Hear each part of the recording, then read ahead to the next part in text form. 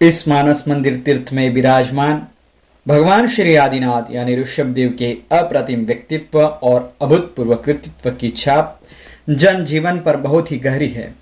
आज भी अगणित व्यक्तियों का जीवन उनके विमल विचारों से और प्रभाव से प्रभावित व अनुप्रेरित है। उनके हृदयाकाश में चमकते हुए आकाशदीप की तरह वे सुशोभित हैं। जैन, बौद्ध और वैदिक साहित्य उनकी गौरव गाथा से झलक रहा है। इतिहास और पुरातत्व उनकी यशोगाथा को गा रहा है।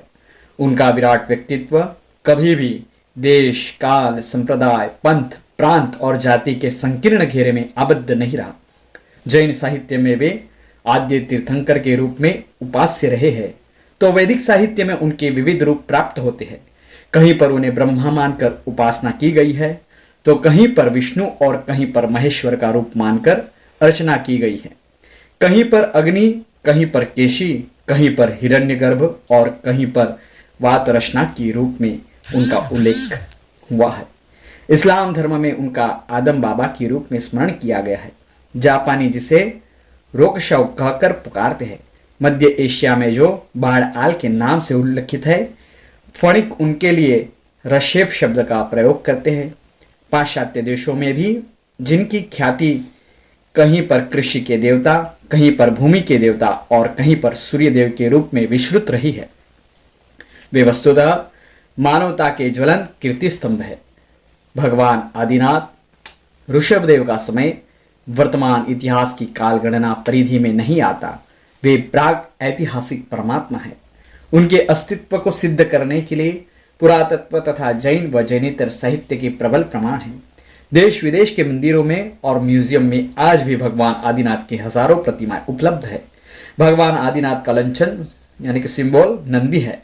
उनके अधिष्ठायक गोमुख यक्ष और अधिष्ठायिका चक्रेश्वरी देवी है।